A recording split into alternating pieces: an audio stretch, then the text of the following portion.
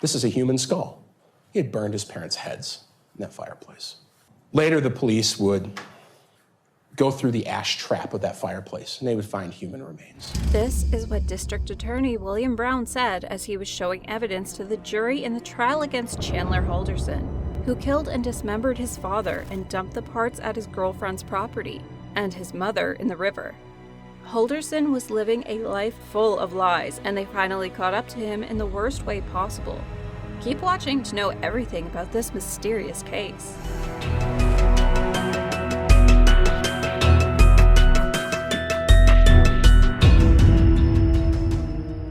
Born in 1997, Chandler Halderson lived a normal life in Wisconsin with his parents. As per his LinkedIn page, he graduated from technical college with a major in computer technologies, but that wasn't really true. You see, Chandler only claimed he went to Madison Area Technical College. After studying for a semester, he dropped out but lied to everyone, including his parents, about it, saying he was still enrolled and taking classes. Imagine your parents finding out you've been lying for years about your college. They wouldn't take it lightly, to say the very least. That's not all. It was one in a web of lies he told about work and school. While the details are still unclear, authorities accused Halderson of shooting his father in the back of the head just hours before the two were scheduled to meet with Madison College officials to talk about the son's status at the school. This was after Bart found out that Chandler had not attended classes for more than a semester. Nearly a week later, Halderson reported his parents missing, claiming they had failed to return from a weekend trip to their cabin. It was actually Halderson who reported his parents missing. He said to WKOW-TV, "We'll find them. It's better not to listen to negative theories." Halderson added that his mother texted him to say the couple arrived at their cabin safely, but then vanished. He added, "They're maybe at a casino, their phone's off, no reception, maybe they're on a boat having some fun with their friends." According to WKOW-TV, Bart Halderson's remains were found on Chandler's girlfriend's family property after the family thought Chandler was just going to use the pool. Instead, a family member saw him on a portion of the property with access to a saw blade and scissors, and backing up his vehicle with the hatch up. That was on July 5th, 3 days after his parents reportedly had left for the cabin. Police searched the wood line where Chandler was seen coming out of the woods. They found the remains of his father. They were dismembered. According to the prosecutor William Brown, they only found portions of Mr. Halderson. The same day, Chandler Halderson was arrested. He had even tried to blame it all on his girlfriend. This Target bag with her name and order date on it had bloody rags in it. State says Halderson put the bloody rags in the bag with her name on it. They performed an autopsy to confirm Bart died by homicidal violence by gunshots. Authorities said he was shot once before his body was dismembered. 6 days later, investigators found Krista Halderson's remains along the Wisconsin River in Sauk County. Deputy District Attorney William Brown called the investigation both complex and very unique. Chandler told police that his parents planned to spend the 4th of July weekend at their cabin in Langlade County with an unknown couple, but never returned home. However, during interviews with investigators, the couple's family, friends, and neighbors placed Chandler at the rural property where Bart's remains were found. Prosecutor William Brown said he had burned his parents' heads in the fireplace.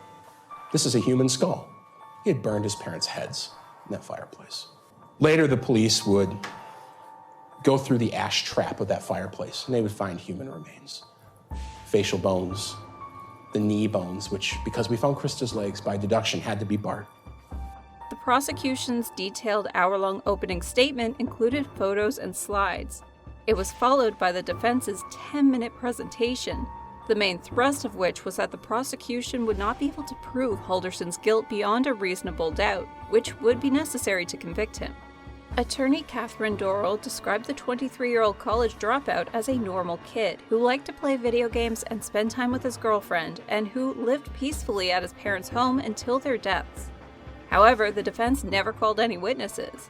Halderson was initially charged with lying to the authorities, which we will get into in a minute. Detectives reviewed Chandler Halderson's Google queries from June 30th through July 8th and found that he had searched for multiple phrases, including Wisconsin dismembered body found, woman's body found in Wisconsin, and body found Wisconsin. Let's talk about the lies now. Prosecutor William Brown said when Chandler reported his parents missing to the sheriff's department, he made a great deal of statements indicating where he thought his parents were, sending police on a wild goose chase throughout the state of Wisconsin. He told the police a web of lies. Brown said that Chandler even indicated that there were messages between him and his parents when they were gone. Prosecutors said his false claim that he was attending technical college was one in a series of lies he told about work and school. Halderson had also told his parents, as well as other witnesses who testified in the case, that he was a police scuba diver, as well as a SpaceX employee at various times, utilizing fake email addresses to further con his family into believing his lies. On LinkedIn, Halderson lied that he was a student at Madison Area Technical College. In 2021, he wrote that he received an associate's degree in Computer Information Technology, Administration, and Management. He wrote that his experience consisted of lifeguarding and technology. He also had a strong understanding of solar panels and the installation process that goes with them. He also stated that he was a teaching assistant for an online class. From 2014 to 2017, he worked as a swim instructor at the YMCA in Sheboygan and Sun Prairie, Wisconsin, noting, "I have taught swimming at the YMCA while also being a lifeguard for 3 years. All of these were well-orchestrated lies." When the college stated that his son was no longer a student at the school and that several people Halderson told his father he had spoken to at the college did not exist, Bart reportedly asked for a meeting with school officials. He was fatally shot by his son in the days leading up to that meeting, according to court transcripts. Halderson then allegedly killed his mother after she returned home later that same day.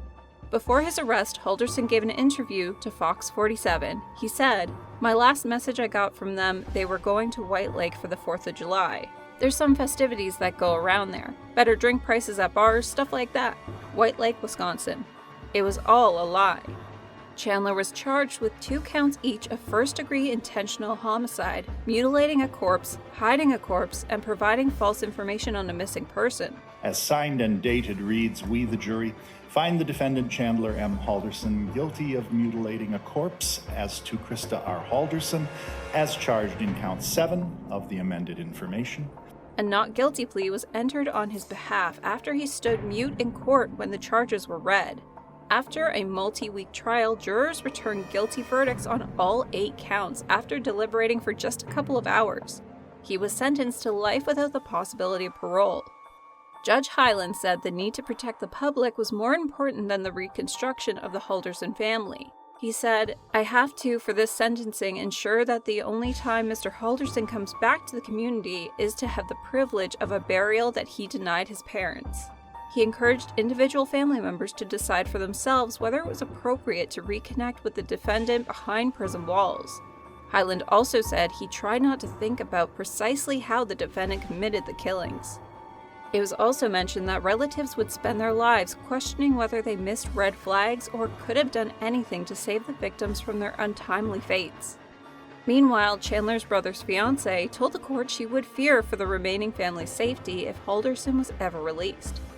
Halderson also broke his silence and spoke briefly, saying he would appeal his conviction and asking any interested attorneys to contact him. "It's not that I don't have feelings. It's that I was warned to not show them in the scrutiny of this case." He then said if any lawyers were listening, he planned to appeal his convictions. 24-year-old Halderson also filed a motion and affidavit, seeking to give up his rights to be present and to speak at his sentencing. He didn't want to be present during the sentencing, which is quite weird. However, the judge denied him that right too. Chandler's grandmother said she still loves him, even though she described his actions as horrific in a letter she read to the court. She added that she hoped Chandler could eventually be paroled later in life. What do you think about this case? Should Halderson have a shot at parole? Let us know in the comments. And if you enjoyed the video, don't forget to like and also subscribe to our channel for more amazing content. See you in the next one. Until then, stay safe, stay warm, and don't get any crazy ideas.